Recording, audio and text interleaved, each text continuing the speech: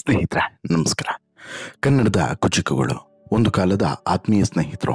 ಇವತ್ತಿಗೆ ಒಂದು ರೀತಿಯಲ್ಲಿ ಒಬ್ಬರ ಮುಖ ಇನ್ನೊಬ್ಬರು ನೋಡೋದಿಲ್ಲ, ಒಬ್ಬರ ಬಗ್ಗೆ ಮತ್ತೊಬ್ಬರು ಮಾತನಾಡೋದಿಲ್ಲ. ಆದರೂ ಕೂಡ ಅಲ್ಲೊಂದು ಇಲ್ಲೊಂದು ಸಲ ಮಾತನಾಡೋದು ಏಕೈಕ ವ್ಯಕ್ತಿ ಯಾರು ಅಂತ ಕೇಳಿದ್ರೆ ಅದು ಕಿಚ್ಚ ಸುದೀಪ್ ಅವರು. ಹೌದು, ಇಲ್ಲಿ ಕಿಚ್ಚ ಸುದೀಪ್ ಮತ್ತು ದರ್ಶನ್ ಅವರು ಎಂತಹ ಸ್ನೇಹಿತರಾಗಿದ್ದರು, ಎಂತಹ ಜೋಡಿ ಆಗಿತ್ತು, ಜೋಡಿತ್ತುಗಳು ಆಗಿತ್ತು ಅನ್ನೋದು ಬಹುಶಃ ನಿಮ್ಮೆಲ್ರಿಗೂ ಕೂಡ ಗೊತ್ತಿರುವಂಥದ್ದೇ. ಆದರೆ ಅದಾದ ಬಳಿಕ ಚಿಕ್ಕದೊಂದು ಭಿನ್ನಾಭಿಪ್ರಾಯ.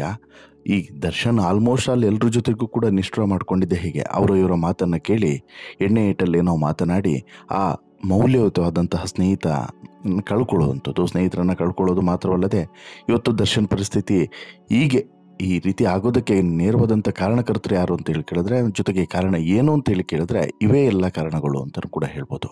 ದರ್ಶನ್ ಬದಲಾಗಬೇಕು ಅನ್ನೋದು ಇದೇ ಕಾರಣಕ್ಕೆ. ದರ್ಶನ್ನು ಪರಿವರ್ತನೆ ಆಗದೆ ಇದ್ದರೆ ಮುಂದೆ ಬಹುಶಃ ಯಾರು ಕೂಡ ಇರೋದಿಲ್ಲ ಸುತ್ತಮುತ್ತ. ಇಲ್ಲಿ ನೋಡಿ, ಸುದೀಪ್ ಅಂತಹ ಒಬ್ಬ ಸ್ನೇಹಿತನನ್ನು ದರ್ಶನ್ ಇವತ್ತು ಕಳ್ಕೊಂಡಿದ್ದಾರೆ. ಸುದೀಪ್ ಇವತ್ತಿಗೂ ಕೂಡ ದರ್ಶನ್ ಬಗ್ಗೆ ನೀವು ಏನೇ ಪ್ರಶ್ನೆಯನ್ನು ಕೇಳಿ ತುಂಬ ಮಾರ್ಮಿಕವಾಗಿ ಮತ್ತು ಅಷ್ಟೇ ಪ್ರೀತಿಯಿಂದ ಉತ್ತರವನ್ನು ಕೊಡ್ತಾರೆ. ಎಲ್ಲೂ ಕೂಡ ಅಗೌರವ ಸೂಚಿಸೋದಾಗಲಿ ಅಥವಾ ಕೆಟ್ಟದಾಗಿ ಮಾತನಾಡೋದಾಗಲಿ ಎಲ್ಲೂ ಕೂಡ ಮಾಡಿಲ್ಲ. ಅದೇ ರೀತಿ ಈಗ ಬರ್ತ್ಡೇ ಸಂಭ್ರಮದಲ್ಲಿರುವಂಥ ಸುದೀಪು ದರ್ಶನ್ ಬಗ್ಗೆ ಒಂದಷ್ಟು ಅಚ್ಚರಿಯ ಮಾತುಗಳನ್ನು ಹೇಳಿದ್ದಾರೆ. ಹಳೆಯ ಕ್ಷಣಗಳನ್ನು ಮೆಲುಕು ಹಾಕಿದ್ದಾರೆ. ಜೊತೆಗೆ ಮುಂದೆ ಏನಾಗುತ್ತೆ ಅನ್ನೋದನ್ನೂ ಕೂಡ ಹೇಳಿದ್ದಾರೆ.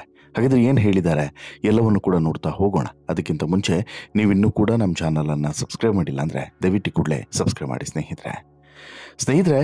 ಕನ್ನಡ ಚಿತ್ರರಂಗದಲ್ಲಿ ಸ್ನೇಹಿತರು ಅಂತ ಹೇಳಿ ಯೋಚನೆ ಮಾಡಿದಾಗ ಅಥವಾ ಒಂದು ಪದ ಅಂತ ಹೇಳಿ ಬಂದಾಗ ಪಟ್ಟಂತೇಳಿ ನೆನಪಿಗೆ ಬರೋದು ಒಂದೆರಡು ಫೋಟೋಗಳು.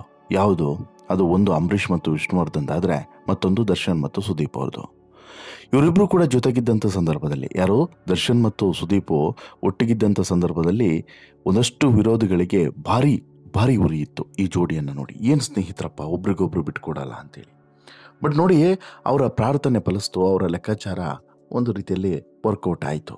ಪರಿಣಾಮ ಕೆಲವೇ ವರ್ಷಗಳಲ್ಲಿ ಈ ಸ್ನೇಹ ಮುರಿದು ಬಿತ್ತು. ರಾತ್ರೋರಾತ್ರಿ ದರ್ಶನ್ ಮಾಡಿದಂಥ ಒಂದೇ ಒಂದು ಟ್ವೀಟು ಬೆಂಕಿಯನ್ನು ಹೊತ್ತಿಸಿಬಿಡ್ತು. ಅಲ್ಲಿಗೆ ಸುದೀಪ್ ಮತ್ತು ದರ್ಶನ್ ಸ್ನೇಹ ಮುರಿದು ಬಿತ್ತು. ಅವತ್ತಿನಿಂದ ಇವತ್ತಿನವರೆಗೂ ಕೂಡ ಈ ಸ್ನೇಹ ಜಾಯಿಂಟ್ ಆಗಲೇ ಇಲ್ಲ, ಮತ್ತೆ ಒಂದಾಗಲೇ ಇಲ್ಲ.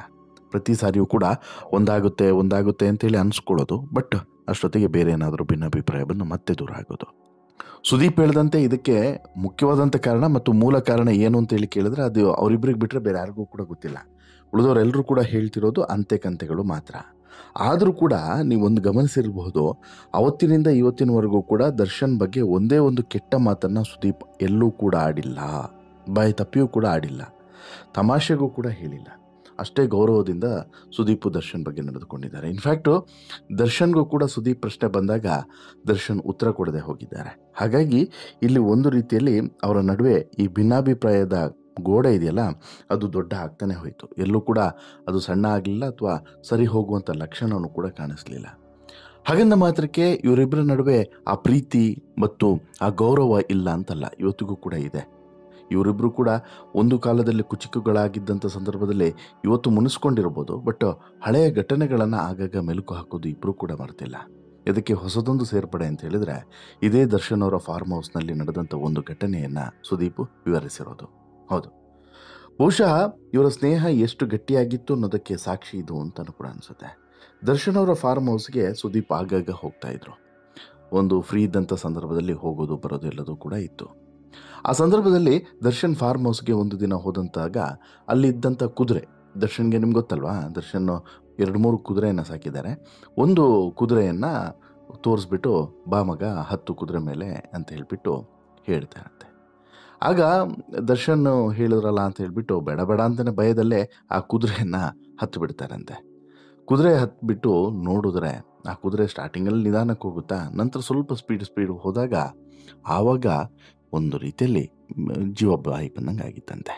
ನೀನೂ ಬೇಡ, ನಿನ್ನ ಕುದುರೆನೂ ಬೇಡ ಅಂತ ಹೇಳ್ಬಿಟ್ಟು ಅವತ್ತು ಕುದುರೆಯನ್ನು ಇಳಿದವರು ನಂತರ ಮತ್ತೆ ಯಾವತ್ತೂ ಕುದುರೆಯನ್ನು ಹತ್ತೋಕೆ ಹೋಗಲಿಲ್ಲ ಅಂತೇಳಿ ಅವ್ರು ಹೇಳ್ತಾರೆ. ತುಂಬ ಸ್ವಾರಸ್ಯಕರವಾದಂಥ ಘಟನೆ ಅದು.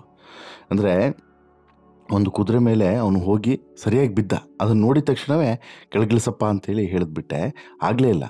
ಆಮೇಲೆ ಇವತ್ತಿನವರೆಗೂ ಕೂಡ ಅವತ್ತಿನಿಂದ ಇವತ್ತಿನವರೆಗೂ ಕೂಡ ಆ ಕುದುರೆಯನ್ನು ಹತ್ತಲೇ ಇಲ್ಲ ಅಂತೇಳಿ ಹೇಳ್ತಾರೆ. ಇನ್ನು ಒಂದು ವಿಚಾರವನ್ನು ಕಡ್ಡಿ ಮುರಿದಂತೆ ಹೇಳಿಬಿಡ್ತಾರೆ. ಏನು? ದರ್ಶನ್ ಮತ್ತು ಸುದೀಪ್ ಮತ್ತೆ ಒಂದಾಗ್ತಾರಾ? ಈ ಪ್ರಶ್ನೆ ಇವತ್ತು ನಿನ್ನೆಂದಲ್ಲ, ಸಾಕಷ್ಟು ವರ್ಷಗಳಿಂದ ಇರುವಂಥದ್ದು.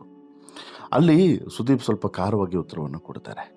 ನಾವೇನು ಕೂಡ ಚಿಕ್ಕ ಹುಡುಗರಲ್ಲ, ನಮಗೆ ಸ್ವಂತ ಬುದ್ಧಿ ಇಲ್ವಾ, ಯಾರನ್ನಾದರೂ ಕೇಳಿಕೊಂಡು ದೂರ ಆಗ್ತಾರಾ ಅಥವಾ ಒಂದಾಗ್ತಾರಾ ಅಂತ ಹೇಳಿ ನೇರವಾದಂಥ ಉತ್ತರವನ್ನೇ ಕೊಡ್ತಾರೆ.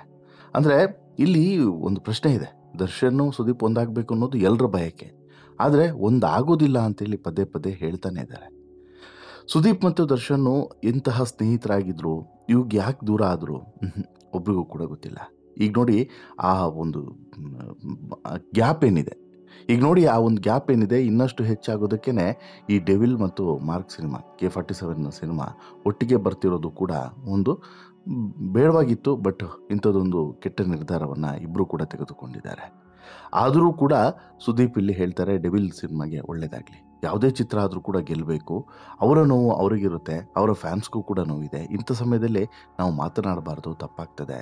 ಸರ್ಕಾರ ಕಾನೂನು ಏನು ಬೇಕೋ ಅದನ್ನು ಮಾಡುತ್ತೆ, ಅದಕ್ಕೆ ನಾವು ಅಡ್ಡ ಆಗಬಾರ್ದು, ತಪ್ಪು ಸರಿ ಅಲ್ಲೇ ನಿರ್ಧಾರ ಆಗುತ್ತೆ. ಹಾಗಂತೇಳಿ ಅವರು ಕೂಡ ಕೈಕಟ್ಟಿ ಕೂತಿಲ್ಲ ಅಂತೇಳ್ಬಿಟ್ಟು ಸುದೀಪ್ ಒಂದಷ್ಟು ವಿಚಾರಗಳನ್ನು ಹೇಳಿ, ನಾನು ಯಾಕೆ ದರ್ಶನ್ ಅವರ ಜೊತೆಗೆ ಮಾತನಾಡ್ತಿಲ್ಲ ಅಂತ ಹೇಳಿದ್ರೆ, ವೈಯಕ್ತಿಕವಾಗಿ ಯಾರದೇ ವಿಚಾರದಲ್ಲಿ ತಲೆ ಹಾಕೋದಕ್ಕೆ ನನಗಿಷ್ಟ ಇಲ್ಲ.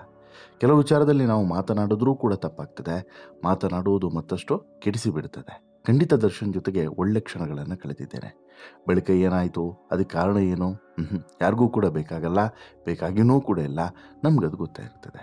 ಸೂರ್ಯಚಂದ್ರ ಎರಡೂ ಕೂಡ ತಮ್ಮ ಜಾಗದಲ್ಲಿದ್ರೇ ಚಂದ, ಅವುಗಳು ಅಲ್ಲೇ ಇರಬೇಕು ಅಂತಲೂ ಕೂಡ ಮಾರ್ಮಿಕವಾಗಿ ಒಂದಾಗೋದಿಲ್ಲ ಅನ್ನುವಂಥ ಸಂದೇಶವನ್ನು ಕೊಟ್ಟರು. ಅಷ್ಟು ಮಾತ್ರವಲ್ಲ, ಮತ್ತೊಂದು ವಿಚಾರವನ್ನು ಕೂಡ ಅವರು ಅಲ್ಲಿ ನೆನೆಸ್ಕೊಂಡ್ರು. ಏನು ಅಂತ ಹೇಳಿದ್ರೆ, ಇಲ್ಲಿ ಪ್ರಮುಖವಾಗಿ ದರ್ಶನ್ ಸುದೀಪ್ ಒಂದಾಗಬೇಕು ಅನ್ನುವಂಥದ್ದು ಎಲ್ಲರ ಬೇಡಿಕೆ ಅಲ್ವಾ. ಪ್ರತಿಯೊಬ್ಬರು ಕೂಡ ಕೇಳೋದೇನು, ಒಂದು ಇವರಿಬ್ಬರು ಕೂಡ ಚೆನ್ನಾಗಿದ್ರೆ, ಮುಂಚೆ ಇದ್ರಲ್ಲ ದೋಸ್ತಿಗಳು, ಹಾಗೆ ಇದ್ರೆ ಒಳ್ಳೆಯದು ಅಂತೇಳಿ. ಅದಕ್ಕೆ ಇಲ್ಲಿ ನೇರವಾಗಿ ಉತ್ತರವನ್ನು ಕೊಡುವಂಥ ಸುದೀಪ್ ಅವರು, ನಾವೇನು ಚಿಕ್ಕ ಹುಡುಗರಲ್ಲ, ನಮಗೂ ಕೂಡ ಸ್ವಂತ ಬುದ್ಧಿ ಇದೆಯಲ್ವಾ, ಯಾರನ್ನಾದರೂ ಕೇಳಿಕೊಂಡು ದೂರ ಆಗ್ತಾರಾ ಅಥವಾ ಒಂದಾಗ್ತಾರಾ? ನಾವಿಬ್ಬರು ಕೂಡ ಬೇರೆ ಆಗಿರೋದೇ ಬೇರೆಯವ್ರಿಗೆ ಖುಷಿ ಕೊಡುತ್ತೆ ಅಂದರೆ ಆಗಲಿ ಬಿಡಿ. ನಾನು ಬೇರೆಯವರ ಮಾತು ಕೇಳಿ ರಿಯಾಕ್ಟ್ ಮಾಡೋ ವ್ಯಕ್ತಿ ಅಲ್ಲ.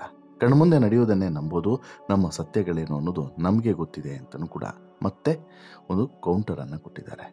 ದರ್ಶನ್ ಇಲ್ಲಿ ಏನೇ ಮಾಡಿದರೂ ಕೂಡ ಬೇರೆಯವರ ಮಾತನ್ನು ಕೇಳಿಯೇ ಮಾಡಿದ್ದಾರೆ ಅನ್ನೋದನ್ನು ಸ್ಪಷ್ಟವಾಗಿ ಇಲ್ಲಿ ಸುದೀಪ್ ತುಂಬ ಎಚ್ಚರಿಕೆಯ ಮೂಲಕ ಕೊಟ್ಟಿದ್ದಾರೆ ಸಂದೇಶವನ್ನು ದರ್ಶನ್ಗೆ. ನಿಜವಾಗ್ಲೂ ಕೂಡ ಹಾಗೆ ಅದು ಆಗಿದ್ದು ಕೂಡ ಹಾಗೆ. ದರ್ಶನ್ ಅವರ ಕಂಪ್ಲೀಟ್ ಆದಂತಹ ಈ ರಿಯಾಕ್ಷನ್ ಏನಿತ್ತು, ಅವತ್ತು ಕೊಟ್ಟಂಥ ರಿಯಾಕ್ಷನ್ ರಾತ್ರಿ, ನಾನು ಮತ್ತು ಸುದೀಪ್ ಇನ್ನು ಮುಂದೆ ಫ್ರೆಂಡ್ಸ್ ಅಲ್ಲ, ನಾವು ಸೆಲೆಬ್ರಿಟಿಯ ಇಬ್ಬರು ಸ್ಟಾರ್ಸ್ಗಳು ಅಂತೇಳ್ಬಿಟ್ಟು ಕೊಟ್ಟಂತಹ ಒಂದು ಹೇಳಿಕೆ ಏನಿತ್ತು, ಟ್ವೀಟ್ ಏನಿತ್ತು, ಅದಕ್ಕೆ ಕಾರಣ ಸಾಕಷ್ಟಿದೆ. ಅದರ ಹಿಂದೆ ಆ ರೀತಿ ಒಂದು ಮೆಸೇಜ್ ಬರಬೇಕು ಅನ್ನೋ ರೀತಿಯಲ್ಲಿ ಉದ್ದೇಶಪೂರ್ವಕವಾಗಿ ಮಾಡಿಸಿದವರು ಕೂಡ ಇದ್ದಾರೆ. ಅವರೆಲ್ಲರ ಒಂದು ಸಕ್ಸಸ್ ಅದು. ಅಂದರೆ ಹಾಳು ಮಾಡಬೇಕು ಇವರ ಫ್ರೆಂಡ್ಶಿಪ್ಪನ್ನು ಅನ್ನೋಂಥದ್ದು ಅವರ ಸಕ್ಸಸ್ಸು. ಬಟ್ ಆದರೆ ದರ್ಶನ್ನು ಕೂಡ ಯೋಚನೆ ಮಾಡಬೇಕಾಗಿತ್ತು, ಸುದೀಪು ಕೂಡ ಅದನ್ನು ಯೋಚನೆ ಮಾಡಬೇಕಾಗಿತ್ತು, ಕೂತು ಬಗೆಹರಿಸ್ಕೊಬೋದಾಗಿತ್ತು. ಎಲ್ಲೋ ಒಂದು ಕಡೆ ಬಾಗುರು ಊಟ ಮಾಡೋಣ ಒಟ್ಟಿಗೆ ಅಂತೇಳಿ ಕೂತು ಇಬ್ಬರು ಕೂಡ ಮಾತನಾಡಿದರೆ 2-5 ನಿಮಿಷ ಕೆಲಸ ಸರಿ ಮಾಡ್ಕೊಳ್ಳೋಕ್ಕೆ 2-5 ನಿಮಿಷ ಕೆಲಸ ಸರಿ ಮಾಡ್ಕೊಳ್ಬೋದಾಗಿತ್ತು. ಆದರೆ ಇವರು ಅದನ್ನು ಮಾಡಲೇ ಇಲ್ಲ. ಆ ಪರಿಣಾಮವಾಗಿ ಈ ಕಂದಕ ಹೆಚ್ಚಾಗ್ತಾನೆ ಹೋಯಿತು, ದೊಡ್ಡ ಆಗ್ತಾನೆ ಹೋಯಿತು. ಇವತ್ತು ಈ ಮಟ್ಟಿಗೆ ಬೆಳೆದು ಹೆಮ್ಮರವಾಗಿ ನಿಲ್ತುಬಿಡ್ತು. ಇವತ್ತಿಗೆ ಅದು ಸರಿ ಮಾಡೋಕ್ಕೆ ಸಾಧ್ಯನೇ ಇಲ್ಲ. ಜೊತೆಗೆ ಒಂದಾಗೋದಿಲ್ಲ ಅನ್ನೋದನ್ನು ಕೂಡ ನೇರವಾಗಿ ಸುದೀಪ್ ಹೇಳೋದ್ರ ಮೂಲಕ ಇದು ಮುಗಿದ ಅಧ್ಯಾಯ ಅನ್ನೋದನ್ನು ಅಲ್ಲಿಗೆ ಸಾಬೀತು ಮಾಡಿದ್ದಾರೆ. ಇನ್ನೆಲ್ಲಿದೆ ಆಪ್ಷನ್? ಇನ್ನು ಸುದೀಪ್ ಫ್ಯಾನ್ಸ್ ಆಗಿರ್ಬೋದು ಅಥವಾ ದರ್ಶನ್ ಫ್ಯಾನ್ಸ್ ಆಗಿರ್ಬೋದು, ಇದ್ರ ಬಗ್ಗೆ ಎಕ್ಸ್ಪೆಕ್ಟೇಷನ್ ಇಟ್ಕೊಳ್ಳೋದೇ ತಪ್ಪು ಅಂತಲೇ ಹೇಳ್ಬೋದು. ವಾಟೆವರ್ ಅವರವರ ನಿರ್ಧಾರ, ಅವರವರ ಆಲೋಚನೆ ಅವರವ್ರಿಗೆ ಬಿಟ್ಟಿದ್ದು. ನಿಮಗೇನು ಅನಿಸುತ್ತೆ ಸುದೀಪ್ ಅವರ ಈ ಮಾತುಗಳನ್ನು ಕೇಳಿದಾಗ? ಒಂದಾಗೋದಿಲ್ಲ ಅನ್ನುವಂಥ ವಿಚಾರವನ್ನು ಕೇಳಿದಾಗ ನಿಮಗೆಷ್ಟು ಬೇಸರ ಆಗುತ್ತೆ, ಅಥವಾ ಇಲ್ಲ ಒಳ್ಳೆಯದೇ ಆಯಿತು ಅಂತೇಳಿ ಅನಿಸುತ್ತಾ? ದಯವಿಟ್ಟು ನಿಮ್ಮ ಅಭಿಪ್ರಾಯವನ್ನು ಕಮೆಂಟ್ ಮಾಡಿ ತಿಳಿಸಿ. ಜೊತೆಗೆ ಈ ಸ್ಟೋರಿ ಇಷ್ಟ ಆಯಿತು ಅಂತ ಹೇಳಿದ್ರೆ ಲೈಕ್ ಮಾಡಿ, ಶೇರ್ ಮಾಡಿ, ಚಾನಲ್ಗೆ ಸಬ್ಸ್ಕ್ರೈಬ್ ಆಗೋದನ್ನು ಮರಿಬೇಡಿ. ಧನ್ಯವಾದ.